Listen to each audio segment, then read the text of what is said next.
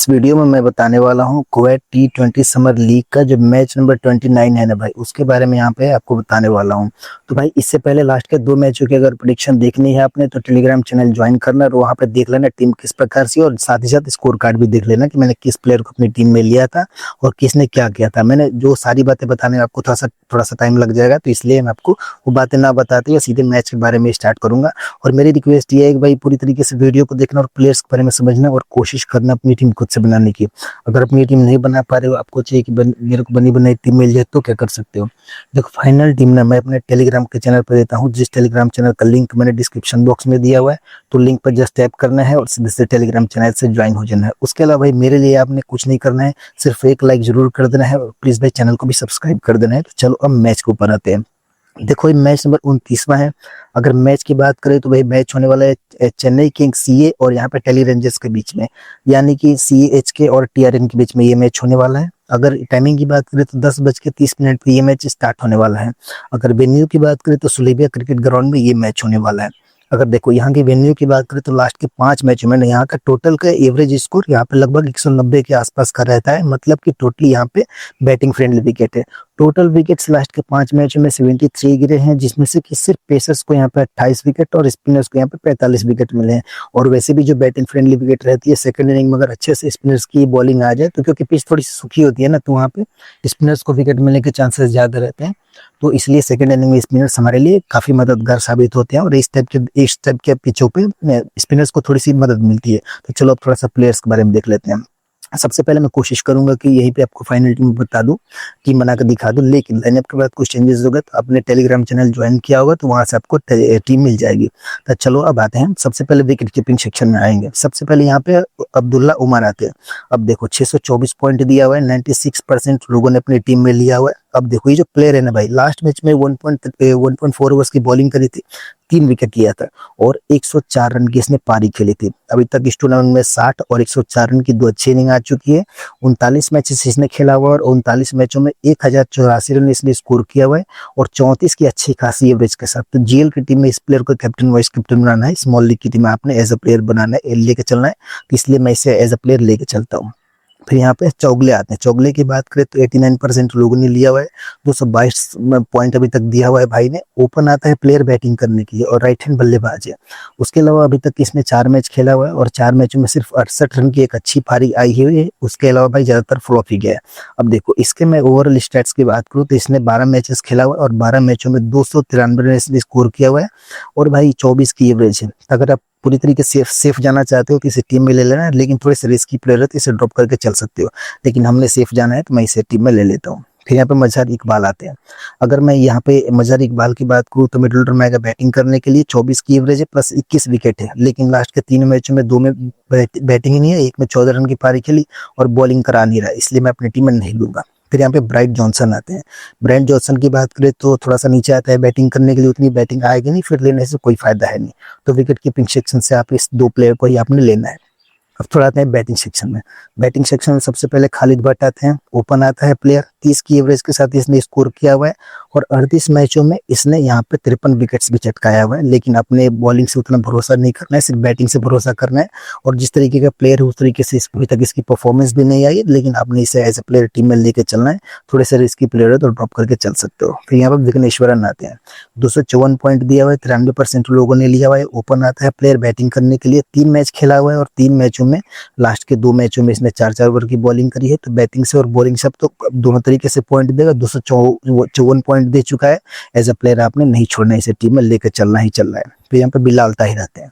अगर मैं ताहिर की बात करूँ तो 249 पॉइंट दिया हुआ है, 71% लोगों ने लिया हुआ है। दूसरे नंबर पर आएगा बल्लेबाजी करने के लिए। अगर इसकी एवरेज में बात करूँ ना भाई, देखो इसने 58 मैचेस ओवरऑल खेला हुआ है और यहाँ पे 1850 रन इसने स्कोर किया हुआ है और 51 की अच्छी खासी एवरेज के साथ, प्लस यहाँ पे 40 विकेट्स भी है। तो बॉलिंग तो करा नहीं रहा है, लेकिन रेगुलर तरीके से परफॉर्म करेगा, इसलिए आपने इस प्लेयर को अपने छोड़ सकते अपनी टीम में एज अ प्लेयर लेकर चलना। फिर यहाँ पे एम शर्मा आते हैं। चौथे नंबर पर आएगा बल्लेबाजी करने के लिए एम शर्मा और भाई रेगुलर तरीके से परफॉर्म नहीं करेगा, इसलिए टीम में नहीं लेना। GL की टीम में ट्राई करना अगर फर्स्ट इनिंग में आती है इसकी बॉलिंग बैटिंग तो। फिर यहाँ पे आते हैं अशोकन। अशोकन की बात करें तो भाई सिलेक्शन परसेंटेज देख सकते हो काफी कम है, 25 की एवरेज के साथ इसने स्कोर किया और रेगुलर तरीके से परफॉर्म नहीं करता, इसलिए टीम में नहीं लूंगा। उसके अलावा भाई इनमें से कोई भी प्लेयर खेलेंगे नहीं, अगर खेलते हैं और आपके लिए ज़्यादा इंपॉर्टेंट रैंक लाइनअप आएगी, अगर ऑफिशियल नोटिफिकेशन किसी के बारे में मिलती है कि अगर ये प्लेयर एक्स्ट्रा बॉलिंग करेगा या फिर टॉप ऑर्डर में आता है बैटिंग करने के लिए, तो उनके बारे में आपको टेलीग्राम के चैनल पर बता दूंगा, लेकिन अभी के इनमें से किसी को भी अपनी टीम में नहीं लूंगा। अब आते हैं ऑलराउंडर सेक्शन में। देखो सबसे पहले ऑलराउंडर सेक्शन में काशिफ शरीफ आते हैं। अभी यहाँ पे देख सकते हो 97% लोगों ने लिया हुआ है, 613 पॉइंट अभी तक दिया हुआ है प्लेयर। वन डाउन आएगा बैटिंग करने के लिए। उस टूर्नामेंट में एक शतकीय पारी भी इसके बल्ले से आ चुकी है। उस मैच में इसने 3 विकेट भी लिया था। ओवरऑल अगर इसके स्टैट्स की बात करें, इसने 64 मैचेस खेला हुआ है, 1758 रन इसने स्कोर किया हुआ है और 29 की एवरेज है, प्लस 39 विकेट्स भी है इतने ही मैचेस में। तो बैटिंग और बॉलिंग सबको दोनों तरीके से पॉइंट दे रहा है, तो कैप्टनसी का अच्छा ऑप्शन, सबसे अच्छा ऑप्शन यही रहने वाला है, तो आपने इसे बना सकते हो कैप्टन या वाइस कैप्टन। उसके बाद यहाँ पे अदनान बद्रिश आते हैं। ओपन आता है प्लेयर बैटिंग करने के लिए। सेम इसके साथ भी एक तो 91 रन की पारी इस टूर्नामेंट में आई है, एक 53 रन की पारी आई है, एक 110 रन की पारी आई है। अगर इसके स्टैट्स की बात करूँ तो इसने 42 मैचेस खेला हुआ है और 42 मैचों में यहाँ पे 14 से 43 रन इसने स्कोर किया हुआ है, 36 की एवरेज है, प्लस यहाँ पे 69 विकेट्स भी हैं। तो बैटिंग और बॉलिंग से दोनों तरीके से पॉइंट देगा ये प्लेयर, तो सबसे अच्छा ऑप्शन ये भी कैप्टन या वाइस कैप्टन का रहने वाला है, तो आपने इसे ध्यान देना है। तो भाई अभी के लिए मैं इसे अपनी टीम में ले लेता हूँ, कैप्टन वाइस कैप्टन देखा जाएगा, लास्ट में आपको बताता हूँ किसे बनाने किसे नहीं बनाने। फिर यहाँ पे एंथनी आते हैं। अगर एंथनी की बात करूँ भाई तो मिडिल ऑर्डर में आता है बैटिंग करने के लिए। जीएल की टीम में अच्छा प्लेयर रहेगा, क्योंकि अभी तक जितने मैचेस खेले हैं बॉलिंग भी करी है और बैटिंग भी किया है इसने, तो एक जीएल के नजरिए से अच्छा पिक हो सकता है। फिर यहाँ पे आते हैं एलान। एलान की अगर बात करूँ तो मिडिल ऑर्डर में आएगा बैटिंग करने के लिए, और सबसे ज्यादा इंपॉर्टेंट बात है कि लगभग हर एक मैच में इसने 4 ओवर की बॉलिंग करी है और यहाँ पे विकेट भी लिया हुआ है। बल्ले से थोड़ी सी कम उम्मीद है, पर आपको पक्का ही बॉलिंग से पॉइंट देगा। 233 पॉइंट अभी तक दिया हुआ है, शानदार फॉर्म में है और 77% लोगों ने लिया हुआ है, तो आपने इसे भी अपनी टीम में लेके चलना है। फिर यहाँ पे ए मोहम्मद आते हैं। अब देखो वन डाउन आता है प्लेयर बैटिंग करने के लिए और लगभग हर एक मैच में 4 ओवर की बॉलिंग करी है। हमारे लिए as a trump card player भी इसे अपनी टीम में ट्राई करके चल सकते हो, क्योंकि भाई देखो जिस तरीके का प्लेयर है ना भाई, अपनी एक तो भाई टॉप ऑर्डर में आ रहा है बैटिंग करने के लिए वन डाउन। भले ही पिछले कुछ टूर्नामेंट में थोड़ा नीचे आता था बैटिंग करने के लिए, लेकिन अभी वन डाउन आ रहा है बैटिंग करने के लिए, तो बैटिंग से बॉलिंग से पॉइंट। इस प्लेयर को जेल की टीम में पक्का ही कैप्टन बना के चलना। 3 से 4 टीमों में, मान लो 5 से 6 टीमें बना रहे हो तो 1-2 में कैप्टन वाइस कैप्टन बना के चल सकते हो। फिर यहाँ पे साद खालिद आते हैं। अब देखो 2 से 11 पॉइंट भले ही दिया हुआ है और 61% लोगों ने लिया हुआ है। अब इसने 3-4 मैचेस खेला हुआ है और 4 मैचों में इसने 3 ओवर से ज्यादा बॉलिंग नहीं करी है और बैटिंग ऑर्डर भी काफी नीचे है, इसलिए नहीं लूंगा। अगर थोड़े सा सेफ जाना चाहते हो तो ले सकते हो। उसके अलावा इनमें से कोई भी प्लेयर खेलेगा नहीं, और खेलेगा नहीं फिर इनके बारे में बात करके टाइम वेस्ट करने से कोई फायदा है नहीं। हम 2 प्लेयर बचे हैं हमारे। फिर यहाँ पे बॉलिंग सेक्शन में आते हैं। तो बॉलिंग सेक्शन में सबसे पहले महमूद आशिक आते हैं। 169 पॉइंट इसने अभी तक दिया हुआ है और लगभग लास्ट मैच में सिर्फ छोड़ दिया जाए 2 ओवर की बॉलिंग करी थी, उसके अलावा सब में इसने लगभग यहाँ पे 4 ओवर की बॉलिंग करी है। 21 मैचेस इसने खेला हुआ है, 23 विकेट चटकाया हुआ है। इस प्लेयर को जीएल की टीम में ट्राई कर लेना, खास करके फर्स्ट इनिंग में आती है इसकी बॉलिंग। तो फिर यहाँ पे आते हैं उमाना कुत्तन। उमाना कुत्तन की बात करें 376 पॉइंट दिया हुआ है। अपनी टीम का चेन्नई का सबसे मेन बॉलर है, 95% लोगों ने लिया हुआ है। एक तो बैटिंग से भी आपको थोड़ा बहुत योगदान दे सकता है, क्योंकि मिडिल ऑर्डर में आता है बैटिंग करने के लिए और लास्ट मैच में इसने 33 रन की पारी खेली थी, प्लस 4 विकेट चटकाया हुआ था, 4 ओवर की बॉलिंग भी करी थी, तो कहीं से ना कहीं से पॉइंट दे देगा। काफी ज्यादा इंपॉर्टेंट प्लेयर रहेगा।